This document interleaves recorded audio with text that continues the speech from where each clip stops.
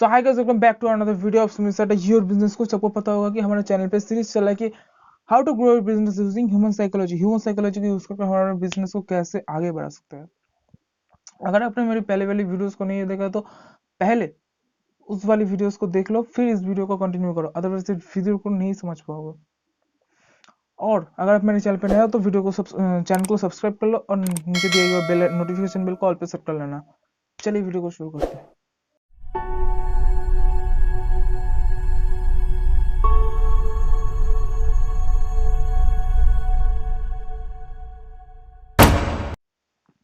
So guys, आज हमारा day 6 होने वाला है और डे 6 में द पर्पस ऑफ एम्पैथी होने वाला है। और जिन जिन लोगों ने डे 5 का वीडियो नहीं देखा है, the forms of empathy, emotional intelligence and empathy के अंदर द फॉर्म्स ऑफ एम्पैथी, जिन जिन लोगों ने नहीं देखा वो पहले उस वीडियो को देखो, फिर इस वीडियो को कंटिन्यू करना, अदरवाइज कुछ भी नहीं समझ पाओगे। तो चलो डे 5 6 को शुरू करते हैं। बढ़ते हैं पॉइंट नंबर 1 की तरफ। सहानुभूति के मुख्य रूप से दो उद्देश्य है जो सीधे इमोशनल इंटेलिजेंस से संबंधित है। ये एक ऐसे तरीके के रूप में काम करता है जिसके माध्यम से आप सेल्फ रेगुलेट हो सकते हो। क्या हो सकते हो? सेल्फ रेगुलेट हो सकते हो।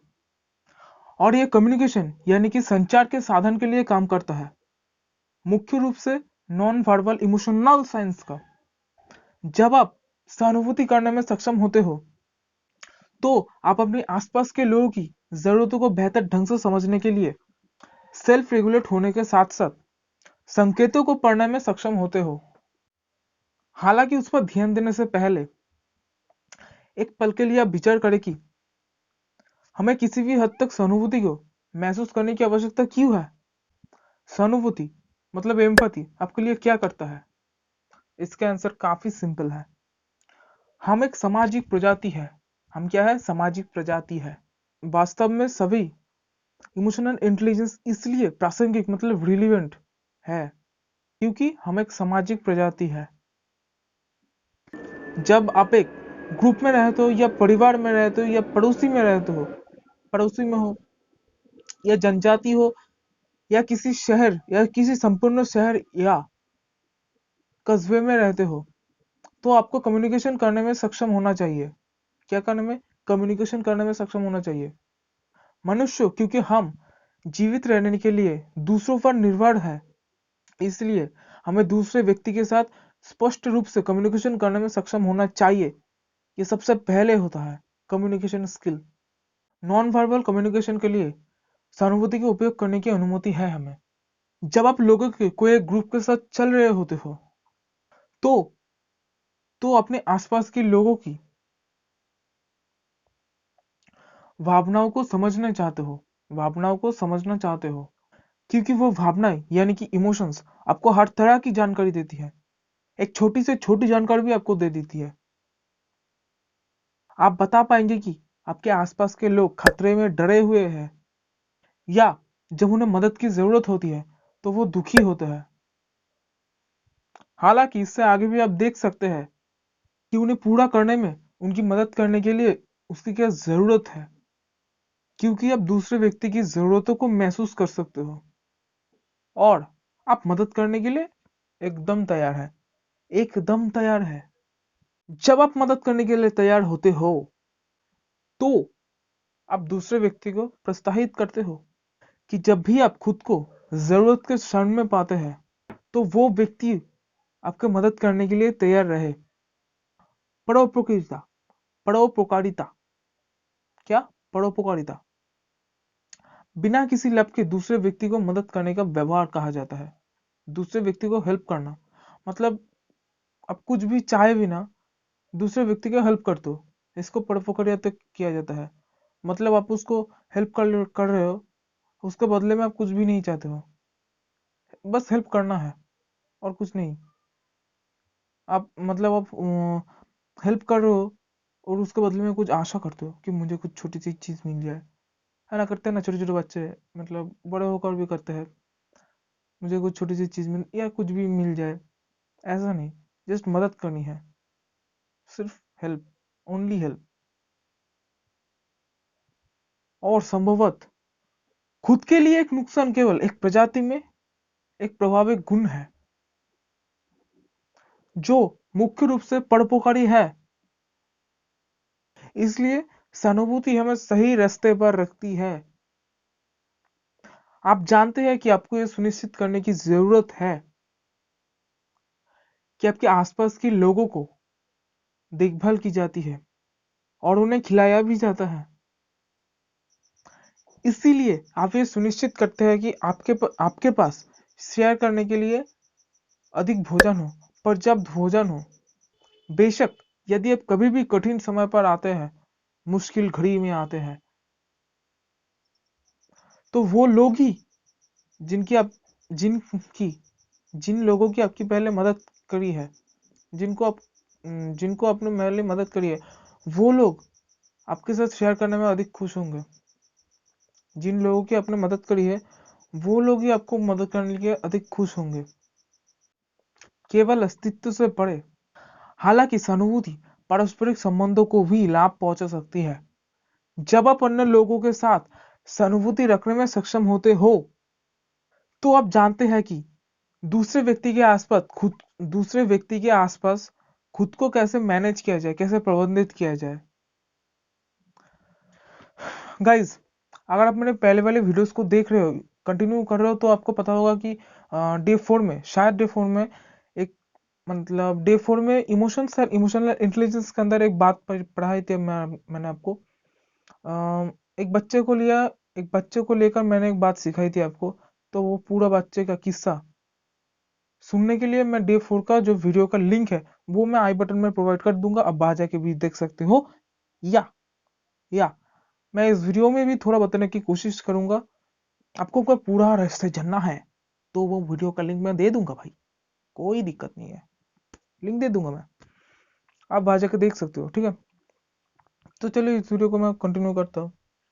एकदम शॉर्ट में मैं आपको समझाता हूँ। शायद आपको अभी अभी पता चला है कि आपके बच्चे ने आपकी घड़ी को तोड़ दिया है, ठीक है। और वो घड़ी आपको आपके पिताजी ने दिया था, जो अभी गुजर गया है। तो वो घड़ी आपके लिए बहुत ज्यादा मूल्यवान था, बहुत ज्यादा इंपॉर्टेंट था। तो वो घड़ी जब तोड़ दी है तो आपको बहुत ज्यादा गुस्सा आ गया था। अगर आप इमोशनली इंटेलिजेंट होते हो तो वो गुस्से को आप कंट्रोल कर सकते हो। तो वो पूरा वीडियो मैं आई बटन में प्रोवाइड कर दूंगा। आप देख सकते हैं कि आपका बच्चा परेशान था और उस स्थिति के बारे में खुद को दोषी मान रहा था और वो बहुत ज्यादा परेशान था। और आपके बच्चों के आंखों में नजर डालने में सक्षम होने के कारण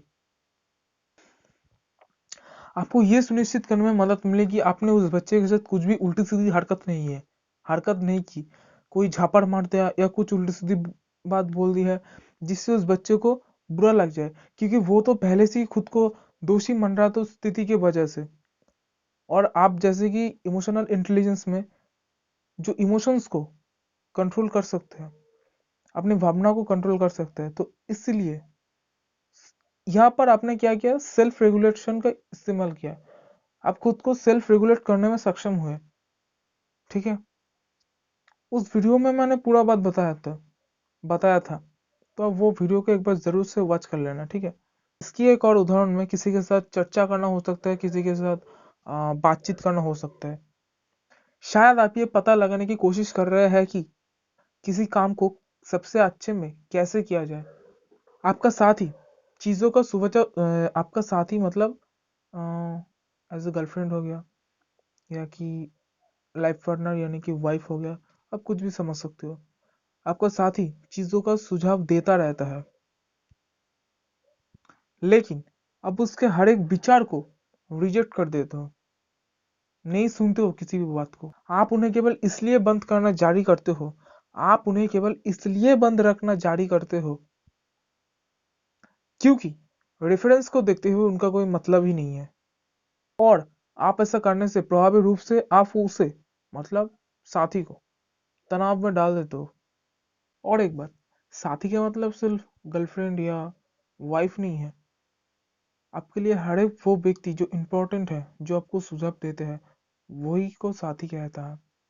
आप देख सकते हैं कि वो तनावग्रस्त होने लगी है, और आप उन सनु और आप सहानुभूति के उन परिचित दर्द को महसूस कर सकते हो भाई। वो क्या फील कर रही है अभी इस वक्त, आप महसूस कर सकते हो। और आप अधिक नियंत्रित हो रहे हो। क्या हो रहे हो? नियंत्रित हो रहे हो। और आखिर में आप जो कर रहे हो उसे किसी तरह से नियंत्रित करने की आवश्यकता है, तब आप इसे वापस स्केल करने में सक्षम होते हो और अपने साथी को इससे छुटकारा देते हो, जिससे अपने साथी को इससे लगभग जो क्या कहते हैं उसको, जो तनावग्रस्त है वो धीरे धीरे कम होने लगती है। जब आप ऐसा करते हैं कि आपके साथी का ध्यान रखा जाए, आप ये सुनिश्चित कर सकते हैं कि आप ये सुनिश्चित कर सकते हैं कि आपका साथी तनावग्रस्त होने की बजाय वो मूल्यवान महसूस कर सके। ये पहचानने में सक्षम होने के कारण आपकी अपनी भावनाएं किसी और में नकारात्मक भावनाएं या कुछ गंभीर तनाव पैदा कर रही थी, तो आप उसे वापस खींचना शुरू कर सकते हैं और ये सुनिश्चित कर सकते हैं कि आप हानिकारक तरीके से व्यवहार नहीं करते हैं। ठीक है, व्यवहार नहीं करते हैं। सो गाइस, अगर आपको मेरी ये वीडियो अच्छी लगी तो वीडियो को लाइक करो, शेयर करते रहो और मेरे चैनल पे नए हो तो चैनल को सब्सक्राइब कर लो यार। अपने भाई के चैनल को सब्सक्राइब कर लो यार और नोटिफिकेशन बिल को ऑल पे सेट कर देना ऐसी रेगुलर कंटेंट की अपडेट्स के लिए। चलिए वीडियो को यहीं पे करते हैं खत्म, फिर मुलाकात होगी अगले वीडियो में। तब तक के लिए बाय बाय।